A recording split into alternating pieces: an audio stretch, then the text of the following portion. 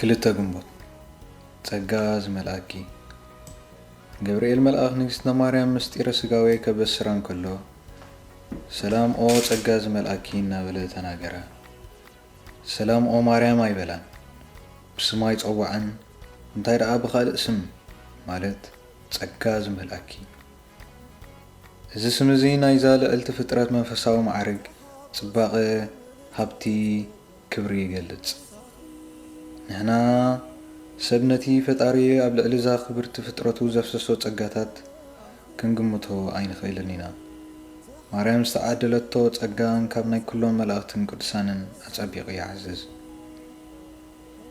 ጸጋ ዝመልአ እዛ ኣምላኽ ካብ መላእ ፍጥረቱ ኣብሊጹ ዘፍቀራ ርስሓት ኣዳም ከይለገባ ኣቐዲሙ ዝተጠንቀቕላ መን እያ?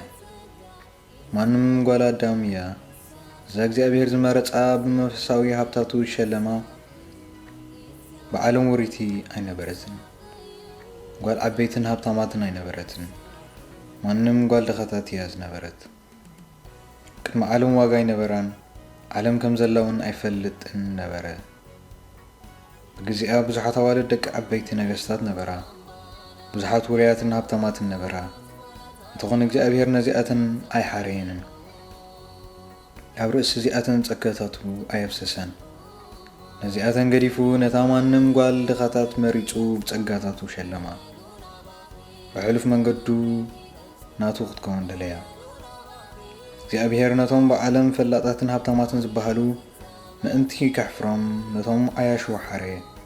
ነቶም ሓያላትን ክኢላታትን ንኸሕፍር ድማ ነቶም ድኹማት መረጸ። ነቶም ኣሎና ዝበሉ መተን ከሕፍር ነቶም ከም ዘየለዉ ዝመስሉን ዝነዓቑን ሓረየ ይብል ቅዱስ ጳውሎስ። ብዙሓት ኣዋልድ ሃብቲ ደሊበን ዘደንቕ ነገራት ገይረን ግናኸ ንስኺ ነዚኣተን ኩለን በሊጽክየን ይብል ተግሳጸ ሰሎሞን። ንግሥተ ማርያም ነተን ብስጋ ካብኣ ዝበልጻ ዝነበራ ዓበይቲ ንስቲ ብመንፈስ በለጸተን። ከመይ ሃብትን ክብርን ምስ ጸጋ ክንነጻጸር ኣይክእልን እዩ።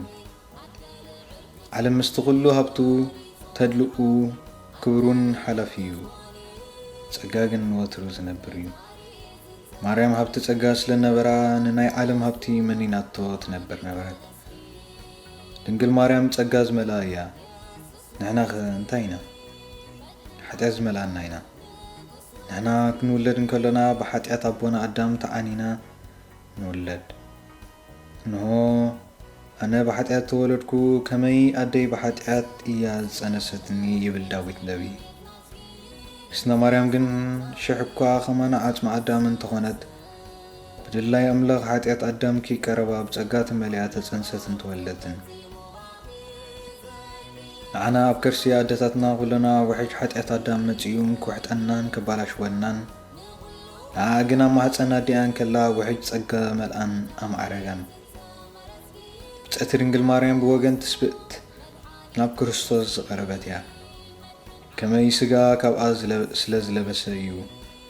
እዚ ምኽንያት እዚ ከዓ ሕልፊ ኩሎምን ካብ ወዳ መልኣት ጸጋ ክትቅበል ተገባኣ ይብል ቅዱስ ቶማስ።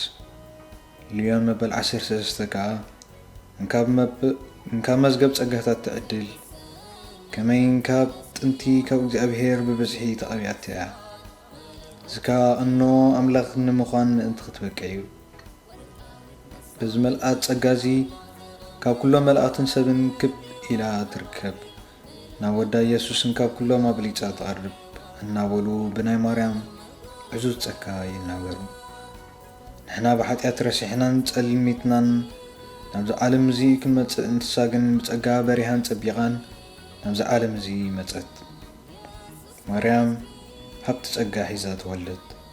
ነቲ ዝተዓደለቶ ጸጋ ተጠንቂቓ ሓለወቶ። ጸጋ ብርእሲ ጸጋ እናጨመረት ነበረት።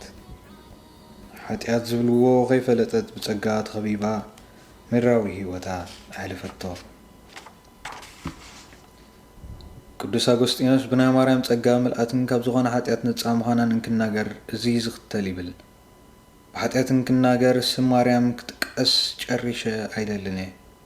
እዚ ከዓ ስለ ክብሪ ኢየሱስ ንሕና ንሳነት ፈጺሙ ሓጢኣት ዘይገበረ ኢየሱስ ንኽጽንሶን ንኽትወልዶን ከም ዝበልቃት ንፈልጥ ኢና። بزمانات زي نسان حتى بفصم مشناف زليا بزح ጸጋታት ነበራ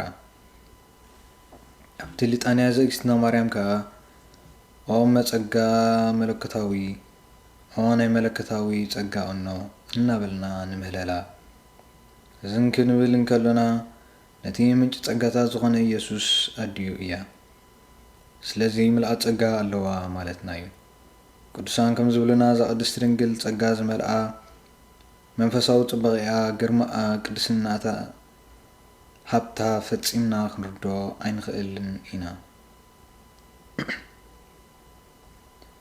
ኣቐዲምና ዝብልናዮ ድንግል ማርያም ብምልኣት ጸጋ ተወልደት ተነበረት ሞተት ኣባና ግን ከምዚ ኣይኮነን ድሮ ኣብ ልደትና ሓጢኣት ኣዳም ተሸኪምና ንውለድ ድሓር ከዓ ብሂወትና ከለና ናይ ርእስና ሓጢኣት ንውስኸሉ ኣምላኽ በብግዚኡ ጸጋታት ሃበና እንተኾነ ንሕና ነቲ ዝተቐበልናዮ ጸጋታት ተጠንቂቕና ኣይንሕልወን ኢና ብሓጢኣትና ከም ዝውሕድ ወይ ከዓ ዝገደደ ከም ዝጠፍእ ንገብሮ በመንፈስ ክንወድቕ ክንትንስእ ንነብር ካብ ጸጋ ናብ ሓጢኣት ክንመላለስ ንነብር ጸጋ እንታይ እዩ ናይ እግዚአብሔር ሕሉፍ መንፈሳዊ ረድኤት እዩ ንዓና እንታይ ይገብረና ፍጹማን ይገብረና ንመላእኽቲ የምስለና ነቲ ክቡር ፍጥረትና ብጽቡቕ ክንሕልዎ ይረዳእና ቅድሚ ኣምላኽን ሰብን ክቡራት ይገብረና ውሽጣዊ ሰላምና ተሓጓስ ይህበና ጸጋን ካብ ክፉ ኣርሒቑ ናብ ጽቡቕ ይመርሐና ንሓጢኣት ኣጽሊቑ ንጽድቂ ከም ንፈቱ ይገብረና ጸጋ እንተሎና ኣምላኽ ምሳና ኣሎ ማለትና ኢና ጸጋ ናይ ነፍስና ህይወት ምግቢ ሓይሊ ብርሃንን ሃብትን እዩ ቅድስቲ ተሬዛ ቅድስቲ ነፍሲ ሳላ ጸጋ እንታይ ከም ዝኾንኪ እንተትፈልጢ ብታሕጓስ ምሞት ክነርኪ ምክንያቱ ከዓ ካብ ዝኾነ ፍጡር ጽባቐ 1000 ግዜ በልጽኪ ብምርካብኪ እዩ እናበለት ብቁም ነገር ጸጋ ትናገር ብዘይ ጸጋ መንፈስና ብራሽ እዩ ናብ ሓጢአት ጥራሕ ኢና ንዝንብል ጸጋን ክነጥፍእ ምስ ኣምላኽ ተጻሊእና ምስ ሰይጣን ተዓራርኽ ጸጋን ክጠፍእ እቲ ክቡር መንፈሳዊ ዕቤትና ይባላሾ ሰይጣውንቲ ንመስል ኣብ ቅድሚ ኣምላኽን ሰብን ንሓስር በራይ ሓጢአት ንኸውን ውሽጥና ድማ ንሳቐብ ኣብነት ሓደ ሓጢአተኛ ንቅዱስ በርናርዶስ እግዚአብሔር ንዓይስ ከመይ ኢሉ ክምሕረኒ ከመይ ኢሉ ጸጉእ ክበኒ ዘይከኣል እዩ እናበለ ሓጢአቱ ብዙሕን ብርቱዕን ከም ዝኾነ ኣፍለጦ ቅዱስ በርናርዶስ ዓብዪ ርህራሄ ወደ ኣይትሸበር ህዳእ ኣብ ወንጌል ሉቃስ ብማርያም እንክናገር ማርያም ኣይትፍርሒ ከመይ ኣብ ቅድሚ ኣምላኽ ጸጋ ረኺብኪ ኢኺ ዝብል ነንብብ ምስጢር እዚ ቃላት እዚ ይርዳእካ ዶ ማርያም ጸጋ ተቐቢላ ሒዛቶ እውን ኣላ ኣይትፍኣቶን ንስኻ ግን ኣጥፊኻ ኢኻ ግናኸ ከምቲ ትፈልጦ ዝጠፍአ ነገር ክርከብ ይከኣል እዩ ስለዚ ኣይትሰንብድ ከይደንጎኻ ናብታ እምነ ኣምላኽ ኬድካ ኣብ እግራ ወዲቕካ ኣነ ነቲ ዝተዋሃበኒ ጸጋ ኣጥፊየ እየ ንስኺ ግን ኣይትፋእክዮን እቲ ዘጥፋእክዎ ጸጋ ከም ዝምለሰለይ በሪ ምስ ወዲ ክትዓርቕኒ እቲ ጸጋ ምስ ተመለሰ ከዓ እንደገና ከየጥፍኣሃሉ ይበላ እናበለ መኸሮ ወዮ ምስኪናይ ሓጢአተኛ ብእምነትን ብትሕትናን ኣብ ቅድሚ ስእሊ እግዝእትና ማርያም ተደፊኡ ረድኤታ ለመነ ንሳ ከዓ ቕልጢፋ ስምዓቶ ነቲ ዘጥፍኦ ጸጋ መለሰትሉ ሽዑ ብሓጢአቱ ተጸጺቱ ሓድሽ መንፈሳዊ ህይወት ጀመረ ከምዚ ኢሉ ብመንፈሳውነት እንክነበር ድማ ሞት መጸቶ ተሰናዲዩ ስለነበረ ከዓ ብጽቡቕ ተቐበላ ቅድሚ ምማቱ ነታ ርህርህቲ ሰማያዊት እንኡ በቲ ዝገበርትሉ ዓብዪ ጸጋ ብልቢ ኣመስገና ቁርጽ ፍቓድ ዝተዋህበና ጸጋ ከይነጥፍኦ ውራይ ኢልና ንጠንቀቕ እንተኾነ ምናልባት ብድኻምነት እንተጥፋእናዮ ቀልጢፍና ንድለዮ ክስተ ጸሎት ቅድስት ድንግል ንስኺ ጸጋ ዝመልአክን ክትኮኒ ንሕና ግን ሓጢአት ዝመልአና ኢና ራሕርሕኪ ካብ መንፈሳዊ ርስሓትና አንጽሕኪ ብጸጋ መልእና ሰላም ንዓኺ ኦ ማርያም ጸጋዝ መላኪ እግዚአብሔር ምሳኺ እንከባን ዝተባረኽኪ ናይ ከርሰ ፍሬ እስከ ዝተባረኸ ኦ ቅድስት ማርያም ኣደ ኣምላኽ ለምንልና ንዓናን ንሓጣን ንሕጂን ግዜ ሞትናን ኣሜን። ስብሃት ንኣብን ወልድን መንፈስ ቅዱስን ይኹን ጥንቲ ከም ነበረ ሕጂ ከዓ ንወትሩን ዘለዓለም ዓለም ኣሜን።